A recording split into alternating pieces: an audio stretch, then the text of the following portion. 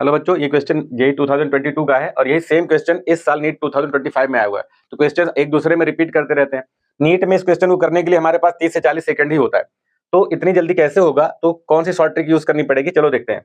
पहले इस क्वेश्चन को समझ लेते हैं। इस क्वेश्चन बोल रहे हैं दो आइडेंटिकल चार्ज स्फीयर है और इनके बीच में फोर्स जो है वो F लग रहा है। तो अगर आइडेंटिकल है तो हम सपोज कर लेते हैं दोनों पर Q चार्ज है और इनके बीच का डिस्टेंस R है। तो इनके बीच जो फोर्स लगेगा उसको ऐसे लिखा जा सकता है। फिर आगे बोल रहा है कि एक थर्ड आइडेंटिकल अनचार्ज बॉडी, ठीक है, ये भी आइडेंटिकल है और अनचार्ज बॉडी को इससे टच कराया और फिर इससे टच कराया। तो टच कराने का कॉन्सेप्ट सबको पता होना चाहिए। जब इसको इससे टच कराओगे तो चार्ज आधा आधा बढ़ जाता है। तो इस पर Q चार्ज है तो जैसे टच कराने के बाद इस पर Q/2 आ जाएगा, इस पर भी Q/2 आ जाएगा। फिर जब इसको टच कराओगे आपस में, तो अब इसके जब टच कराओगे तो पहले चार्जेस को सम कर लिया जाता है, ठीक है, दोनों पर कितना चार्ज है Q + Q/2 और फिर 2 से डिवाइड कर दो, आधा आधा दोनों पे बढ़ जाएगा। तो जब इसको सॉल्व करोगे तो ये आ जाएगा 3Q/4। तो यानी अब इस पर आ गया 3Q/4 और इस पर भी 3Q/4 आ जाएगा ऐसे।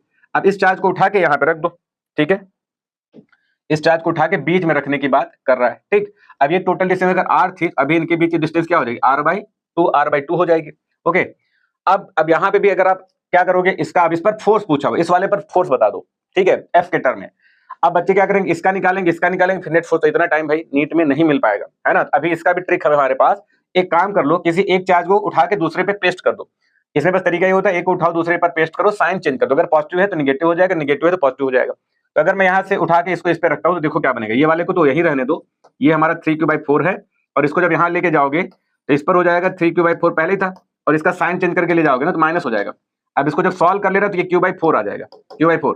अब इनके बीच फोर्स कितना होगा यही निकाल दो, है ना। इसको यहाँ ले जाने से फायदा ये हुआ कि अब दोनों का अलग अलग निकालना नहीं पड़ेगा।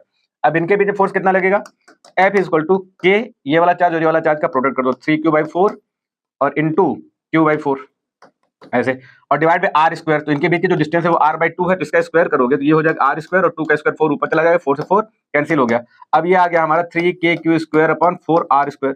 अब इसे कंपेयर करो, पहले जो फोर्स था KQ²/r² वो F के इक्वल था, तो KQ²/r² की जगह पर हम F डाल सकते हैं, तो 3/4F।